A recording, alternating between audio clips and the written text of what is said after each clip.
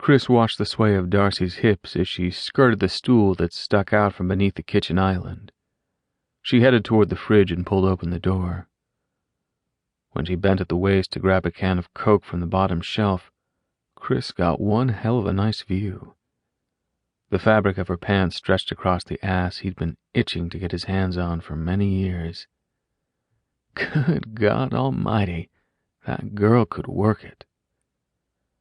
A sight like that was enough to make a man's mouth water. Sometimes it seemed as if the doggone woman put a little extra sachet into her walk just to torture him. But if she was doing it on purpose, Chris knew it wasn't for his benefit. There had only been one guy Darci Mann had her eye on that Chris knew of. Sadly, in spite of what he considered his good looks and unending southern charm, if he did say so himself, that one man in Darci's sights wasn't Chris Cassidy. For better or worse, that honor belonged to his teammate, Zane Alexander.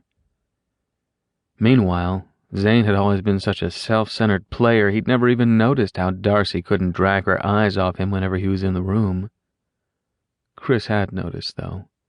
Man, oh man, had he noticed, and it ate a hole in his gut every time he saw the expression on Darci's face when Zane would hook up with one random woman or another, while not giving Darci more than a passing friendly hello. Jealousy was an ugly trait, but Chris couldn't fight it, any more than he could fight his feelings for Darci. Now Zane was off the market, thanks to his new and surprisingly serious girlfriend, Missy.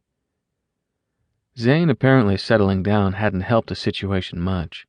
It was like Darci was extra determined to prove to Zane what he'd missed out on. It seemed her skirts were shorter, her lips more pouty, her glances sexier. The results were enough to have Chris walking around like a dog drooling over a bone any time he was near her, and it had him waking up to some pretty steamy thoughts at night. He was like a damn schoolboy when it came to Darci.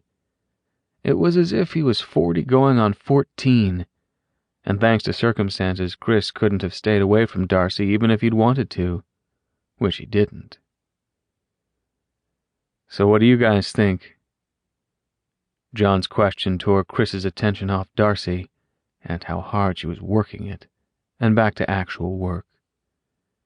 This was supposed to be a team meeting. Since they were at Rick and Darci's house, it had been easy to forget that.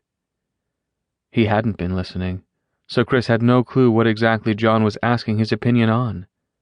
But if he knew one thing, it was that John put 110% into whatever he did.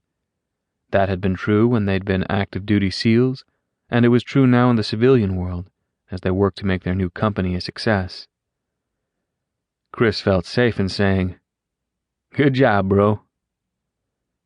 John accepted the compliment with a nod. "But is there anything else we need to worry about for the presentation?"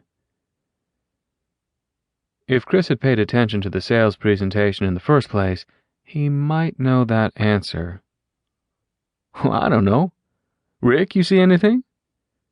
Chris deferred John's question to Rick. He had no problem throwing his friend in the line of fire. It was Rick's fault Chris was distracted.